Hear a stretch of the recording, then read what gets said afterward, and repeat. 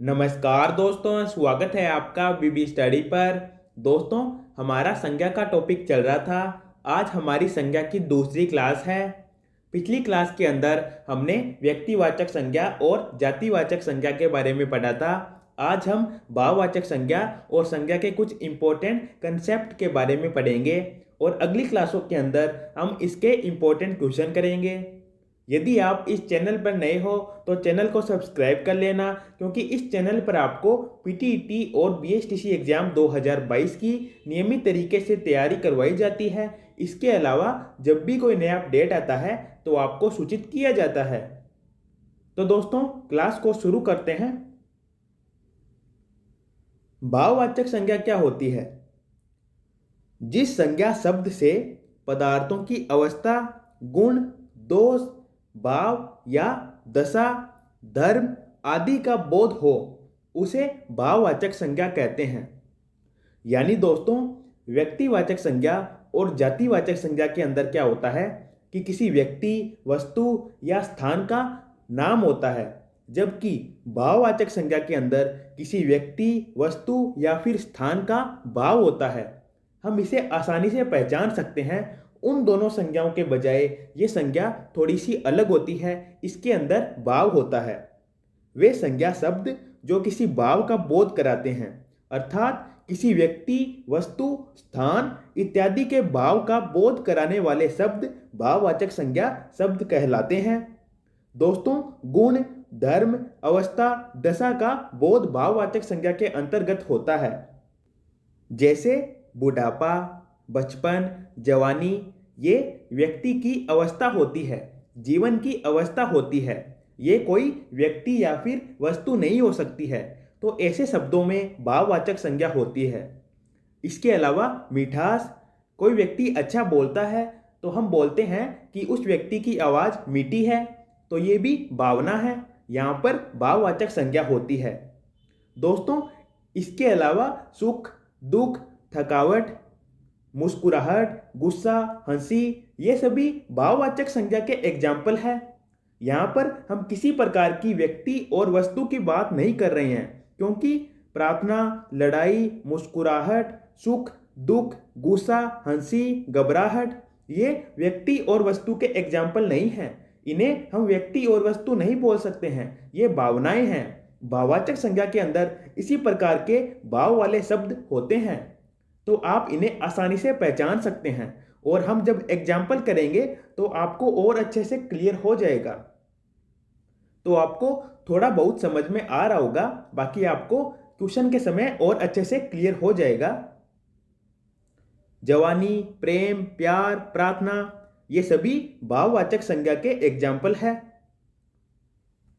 दोस्तों, भाववाचक संज्ञा का प्रयोग हमेशा एक वचन में किया जाता है। भाववाचक संज्ञा को यदि बहुवचन में प्रयुक्त कर दिया जाता है तो वहां जातिवाचक संज्ञा हो जाती है। जैसे दोस्तों, अमीरी, गरीबी, ये भाव है, ये भावना है। कोई व्यक्ति या फिर वस्तु अमीरी या फिर गरीबी नहीं हो सकते हैं। व्यक्ति या फिर वस्तु को हम अमीरी और गरीबी नहीं बोल सकते हैं। तो यहाँ पर आपको ये तो साफ साफ पता चल रहा है कि यहाँ पर व्यक्तिवाचक संज्ञा और जातिवाचक संज्ञा नहीं हो सकती है। तो यहाँ पर भाववाचक संज्ञा ही होगी। अमीरी भाव है, यहाँ पर भाववाचक संज्ञा होगी।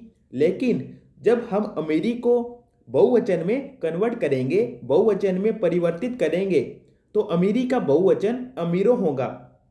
दोस्तों, अमीरों जातिवाचक संज्ञा के अंतर्गत आता है। क्यों? कि अमीर लोगों का एक समूह है होगा, उन्हें ही तो हम बोलेंगे कि ये अमीर है, ये अमीरों हैं। तो ये एक जाति का बोध होता है।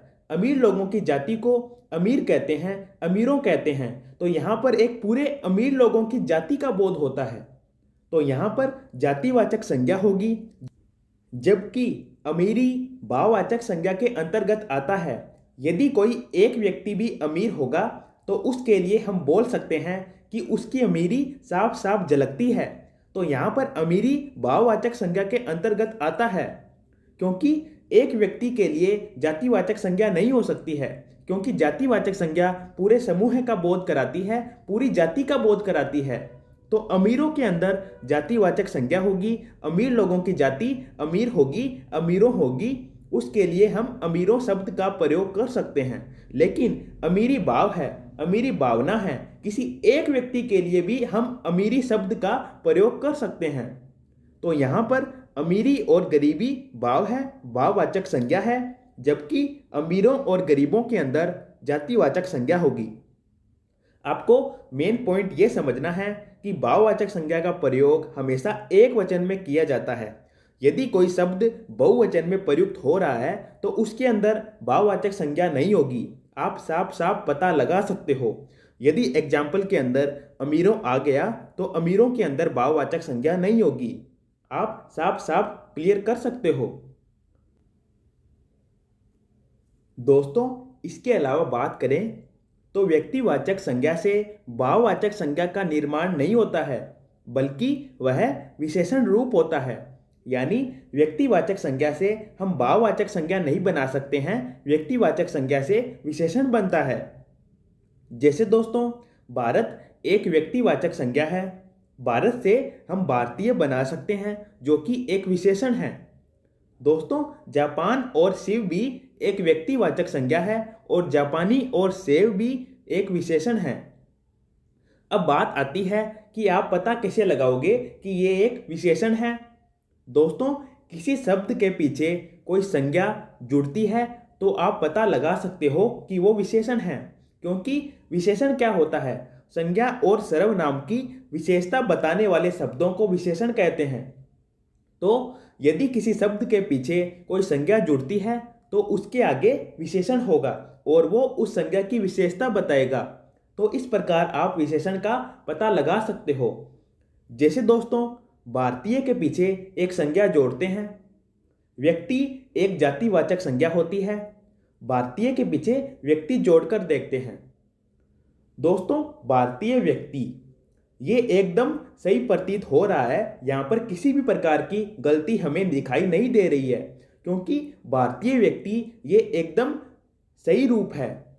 जबकि दोस्तों, भारत के पीछे व्यक्ति जोड़कर देखिए, भारत व्यक्ति, यहाँ पर कोई अर्थ नहीं निकल रहा है, क्योंकि भारत व्यक्ति कुछ नहीं होता है, इससे कुछ अर्थ नहीं निकलता है। जबकि भारतीय व्यक्ति से अर्थ निकलता है कि ये भारत का व्यक्ति है। तो इस प्रकार दोस्तों, आप पहचान सकते हो कि विशेषण क्या होता है। विशेषण के पीछे हम संज्ञा जोड़ सकते हैं, जैसे भारतीय व्यक्ति। तो इस प्रकार आप विशेषण का पता लगा सकते हो। जापानी के अंदर देखिए, जापानी व्यक्ति, तो जापानी यहाँ पर विशेषण होगा। और उसी प्रकार दोस्तों, सेव के पीछे आप संप्रदाय जोड़ सकते हो, सेव संप्रदाय। लेकिन शिव के पीछे कुछ नहीं जुड़ेगा, क्योंकि शिव अपने आप में ही एक संज्ञा है। तो संज्ञा के पीछे कुछ नहीं जुड़ता है, जबकि विशेषण के पीछे संज्ञा या फिर सर्वनाम जुड़ सकता है। तो इस प्रकार आप संज्ञा और विशेषण में भेद कर सकते हैं। एग्जाम्पल के अंदर आपको और अच्छे से क्लियर हो जाएगा। तो दोस्तों, आपको तीनों संज्ञाएं समझ में आ गई होगी। अब बात करते हैं आगे की। भाववाचक संज्ञा का निर्माण किन किन से किया जा सकता है, इसकी बात करते हैं। दोस्तों, भाववाचक संज्ञा का निर्माण जातिवाचक संज्ञा, सर्वनाम, विशेषण और क्रिया से किया जा सकता है। जैसे दोस्तों, जातिवाचक संज्ञा कौन कौन सी है? बच्चा, लड़का, युवक, देव, कुमार, पशु, ये सभी जातिवाचक संज्ञा के अंतर्गत आते हैं। दोस्तों, बच्चा से बनेगा बचपन, जो कि भाव है। लड़का से बनेगा लड़कपन, जो कि भाववाचक संज्ञा है। युवक से बनेगा यौवन, देव से बनेगा देवत्व, पशु से बनेगा पशुता या फिर पशुत्व, बाल से बनेगा बालपन, ईश्वर से बनेगा ऐश्वर्य, प्रभु से बनेगा प्रभुता या फिर प्रभुत्व। इस प्रकार जातिवाचक संज्ञा से भाववाचक संज्ञा का निर्माण किया जा सकता है।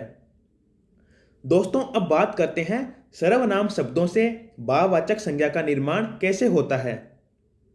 दोस्तों, अपना, निज, सर्व, आत्म, मम, ये सभी सर्वनाम हैं। इनसे हम भाववाचक संज्ञा बनाते हैं। अपना से बनेगा अपनापन या फिर अपनत्व। अपनापन और अपनत्व भाववाचक संज्ञा है। निज से बनेगा निजता या फिर निजत्व। सर्व से बनेगा सर्वस्व। मम से बनेगा ममता या फिर ममत्व। आत्म से बनेगा आत्मीयता।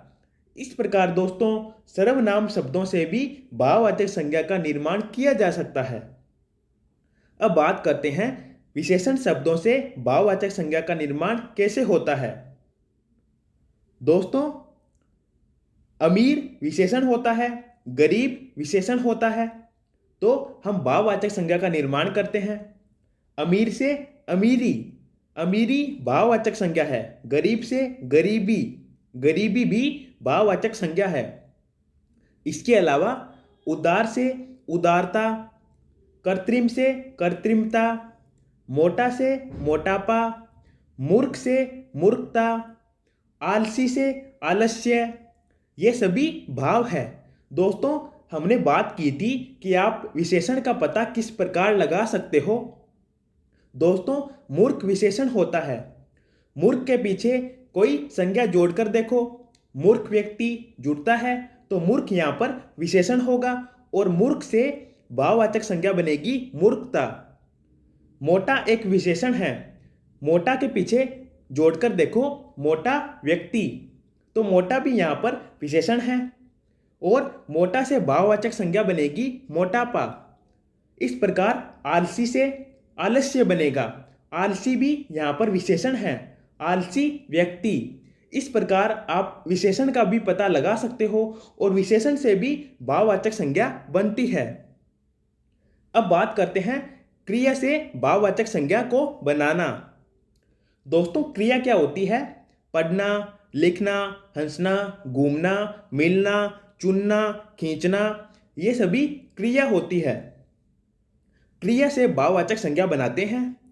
पढ़ना से बनेगा पढ़ाई, लिखना से बनेगा लिखावट, हंसना से बनेगा हंसी। पढ़ाई, लिखावट, हंसी, ये सभी भाववाचक संज्ञा है। घूमना से बनेगा घुमाव, मिलना से बनेगा मेल, चुनना से बनेगा चुनाव, खींचना से बनेगा खिंचाव। इस प्रकार क्रिया से भी भाववाचक संज्ञा बनती है। तो भाववाचक संज्ञा का निर्माण 4 चीजों से होता है: जातिवाचक संज्ञा, सर्वनाम, विशेषण और क्रिया से। हमने चारों की बात कर ली है। अब चलते हैं आगे और बात करते हैं संज्ञा की पहचान के विशेष नियमों की। पहला नियम है व्यक्तिवाचक संज्ञा का कोई शब्द जब अपने साथ अन्य नाम का बोध कराता है तो उस अन्य नाम में जातिवाचक संज्ञा होती है। जैसे सीमा हमारे घर की लक्ष्मी है, यहाँ पर सीमा एक व्यक्तिवाचक संज्ञा है और दोस्तों वो अन्य शब्द लक्ष्मी है और यहाँ पर रूल के मुताबिक लक्ष्मी एक जातिवाचक संज्ञा है। कैसे होगी मैं आपको समझाता हूँ। दोस्तों भारतीय संस्कृति के अनुसार लक्ष्मी किसे कहते हैं? लक्ष्मी बहू को कहते हैं। यानी सीमा किसी घर की बहू होगी तो उसे लक्ष्मी कहा गया है। उसी प्रकार दोस्तों अलग अलग घर में बहुएं होती है तो उन सभी बहुओं को भी लक्ष्मी कहा जाता है। तो लक्ष्मी एक जाति हो गई, बहुओं को लक्ष्मी कहा जाता है तो बहुओं की जाति लक्ष्मी हो गई। यहाँ पर लक्ष्मी यदि भगवान के लिए आता, लक्ष्मी माता के लिए आता तो लक्ष्मी में व्यक्तिवाचक संज्ञा हो जाती। लेकिन लक्ष्मी यहाँ पर सीमा के लिए आया है और सीमा को लक्ष्मी बताया गया है, इसका मतलब है सीमा कोई घर की बहू होगी। और यहाँ पर लक्ष्मी का जो उपयोग किया गया है वो बहू के अर्थ में किया गया है, तो बहू एक जाति का प्रतीक हो गया, क्योंकि यहाँ पर लक्ष्मी एक बहुओं की जाति का प्रतीक हो गया है। तो सभी घरों के अंदर बहुएं होती हैं तो उन सबको लक्ष्मी कहा जाता है। तो लक्ष्मी यहाँ पर एक जाति हो गई। इस प्रकार आपको समझ में आया होगा। सीमा के अंदर व्यक्तिवाचक संज्ञा होगी और लक्ष्मी के अंदर जातिवाचक संज्ञा होगी। इसके अलावा एक और एग्जाम्पल है, पूजा तो मीरा है। यहाँ पर पूजा एक व्यक्तिवाचक संज्ञा है और मीरा जातिवाचक संज्ञा है। मीरा कौन थी? मीरा राव दूधा की पोती थी। मीरा कृष्ण भक्त थी और मीरा अच्छा गायन करती थी। तो दोस्तों, यदि यहाँ पर होता कि मीरा राव दूधा की पोती है तो मीरा के अंदर व्यक्तिवाचक संज्ञा होती, लेकिन यहाँ पर मीरा का प्रयोग उस रूप में नहीं किया गया है। यहाँ पर पूजा को मीरा बताया गया है, तो पूजा या तो अच्छा गायन करती होगी या फिर कृष्ण की भक्त होगी, तब पूजा को मीरा बताया गया है। इसी प्रकार दोस्तों, पूजा के अलावा कोई अन्य लड़की भी या तो अच्छा गायन करती होगी या फिर कृष्ण की भक्त होगी, तो उसे भी मीरा कहा जा सकता है। तो अच्छा गायन करने वाली लड़कियों को मीरा कहा जा सकता है, कृष्ण भक्त लड़कियों को मीरा कहा जा सकता है। तो मीरा यहाँ पर एक जाति हो गई, मीरा यहाँ पर एक जाति का प्रतीक हो गई। तो मीरा के अंदर जातिवाचक संज्ञा होगी। यदि मीरा का उपयोग, मीरा शब्द का उपयोग राव दूधा की पोती के रूप में होता तो मीरा के अंदर व्यक्तिवाचक संज्ञा होगी। लेकिन यहाँ पर मीरा का प्रयोग पूजा के अर्थ में हुआ है, पूजा को मीरा कहा गया है और मीरा को इस अर्थ में प्रयोग किया गया है कि पूजा या तो कोई अच्छा गायन करती होगी या फिर कृष्ण भक्त होगी। तो मीरा यहाँ पर एक जाति हो गई, अच्छा गायन करने वाली लड़कियां या फिर कृष्ण भक्त लड़कियों को मीरा यहाँ पर कहा गया है। तो ये नियम आपको समझ में आया होगा। मैंने आपको काफ़ी अच्छे से समझा दिया है। दूसरा नियम है, जातिवाचक संज्ञा का कोई शब्द जब किसी व्यक्ति विशेष के अर्थ में रूढ़ हो जाता है तो वहाँ पर व्यक्तिवाचक संज्ञा होती है। जैसे दोस्तों, गांधी जी ने देश को सत्य और अहिंसा का पाठ पढ़ाया। अब गांधी जी से आपका ध्यान किधर जा रहा है? हमारे राष्ट्रपिता गांधी जी की ओर आपका ध्यान जा रहा है। लेकिन दोस्तों, गांधी एक जाति होती है। गांधी जी से हमारा ध्यान तो राष्ट्रपिता गांधी की ओर जा रहा है, लेकिन गांधी एक जाति होती है। जैसे स्वामी होती है, सोनी होती है, वैसे गांधी भी एक जाति होती है। जैसे सोनिया गांधी, राहुल गांधी, तो इनके पीछे गांधी लग रहा है तो गांधी एक जाति है।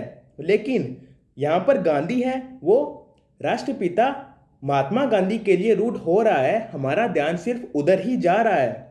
तो इस प्रकार के शब्दों में क्या होगा? व्यक्तिवाचक संज्ञा होगी, न कि जातिवाचक संज्ञा होगी। जबकि रियल में तो गांधी एक जाति है। जैसे सोनिया गांधी, राहुल गांधी, गांधी एक जाति है, लेकिन गांधी का उपयोग यहाँ पर किसी व्यक्ति विशेष के लिए रूढ़ हो रहा है, तो यहाँ पर गांधी एक व्यक्तिवाचक संज्ञा होगी। आपको क्लियर हुआ होगा। उसी प्रकार दोस्तों, कोहली एक धुरंधर खिलाड़ी है, तो कोहली भी एक जाति है। भारत के अंदर और दुनिया के अंदर बहुत सारे कोहली होंगे जिनकी जाति कोहली होगी, लेकिन कोहली यहाँ पर सुनते ही हमारा ध्यान सिर्फ जा रहा है क्रिकेट के बल्लेबाज विराट कोहली की ओर, क्योंकि वो बहुत ज़्यादा प्रसिद्ध है। इसीलिए दोस्तों, यहाँ पर कोहली है वो विराट कोहली के लिए रूढ़ हो रहा है और इसके अंदर व्यक्तिवाचक संज्ञा होगी। यहाँ पर विराट कोहली के लिए कोहली का उपयोग किया गया है, यहाँ पर व्यक्तिवाचक संज्ञा होगी। यही एक नियम, ये जो नियम है आपके सामने, ये कह रहा है कि कोई शब्द है कोई विशेष व्यक्ति के लिए रूढ़ हो जाता है, तो वो शब्द यदि जातिवाचक संज्ञा का शब्द होगा तो भी उसके अंदर व्यक्तिवाचक संज्ञा होगी। यही तो ये नियम कह रहा है। तो आपको समझ में आया होगा, गांधी और कोहली के अंदर व्यक्तिवाचक संज्ञा होगी। तीसरा नियम है, भाववाचक संज्ञा और विशेषण हमेशा एक वचन में प्रयुक्त किए जाते हैं। जैसे ही इनको बहुवचन में प्रयुक्त किया जाता है तो वहाँ पर जातिवाचक संज्ञा होती है। दोस्तों, भाववाचक संज्ञा और विशेषण हमेशा एक वचन में प्रयुक्त किए जाते हैं, इनको बहुवचन में प्रयुक्त नहीं किया जा सकता है। यदि भाववाचक संज्ञा और विशेषण को बहुवचन में प्रयुक्त करते हैं तो वहाँ पर जातिवाचक संज्ञा हो जाती है। जैसे दोस्तों, गरीबों की मदद करनी चाहिए, यहाँ पर गरीबों जातिवाचक संज्ञा है क्योंकि गरीब का यहाँ पर बहुवचन किया गया है, गरीबों, और बहुवचन के अंदर क्या होगा? जातिवाचक संज्ञा होती है। यहाँ पर गरीबों का भाववाचक संज्ञा क्या होगा, आप बताइए।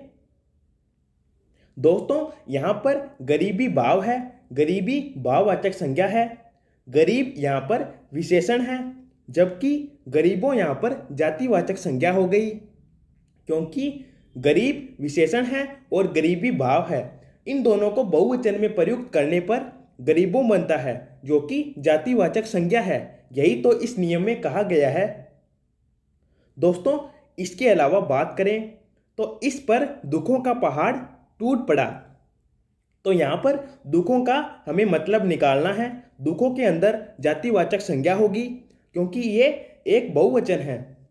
अगर इसके विशेषण की बात करें तो दुखी होगा, और इसके भाववाचक संज्ञा की बात करें तो दुख होगा। और भाववाचक संज्ञा दुख और विशेषण दुखी को बहुवचन में प्रयुक्त करने पर दुखों होगा, जो कि एक बहुवचन है। इसके अलावा दोस्तों एक और एग्जाम्पल है, शहर में आजकल चोरियां बहुत हो रही है। दोस्तों चोरी एक भाव है और चोरियां चोरी का बहुवचन है, जहां पर जातिवाचक संज्ञा होगी। इसी प्रकार दोस्तों भाववाचक संज्ञा और विशेषण हमेशा एक वचन में प्रयुक्त होते हैं। इनको बहुवचन में प्रयुक्त करने पर जातिवाचक संज्ञा बन जाती है। आपको ये ध्यान रखना होगा। इस प्रकार आपको मैंने 3 नियम बता दिए हैं, और 3 ही नियम हैं, और आपका ये संज्ञा का टॉपिक कंप्लीट होता है। दोस्तों आने वाली क्लासों के अंदर हम संज्ञा के इम्पोर्टेंट क्वेश्चन करेंगे। उसके बाद में आपका ये टॉपिक बहुत अच्छे से क्लियर हो जाएगा। इस टॉपिक से जितने भी क्वेश्चन एग्जाम के अंदर आएंगे, आपका एक क्वेश्चन भी गलत नहीं होगा, ये मैं गारंटी लेता हूँ। तो यदि आपको ये वीडियो अच्छा लगा है तो वीडियो को लाइक करना, और इसी प्रकार के यूजफुल वीडियो के लिए चैनल को सब्सक्राइब कर लेना, क्योंकि यहाँ पर आपको इसी प्रकार के यूजफुल वीडियो मिलते हैं।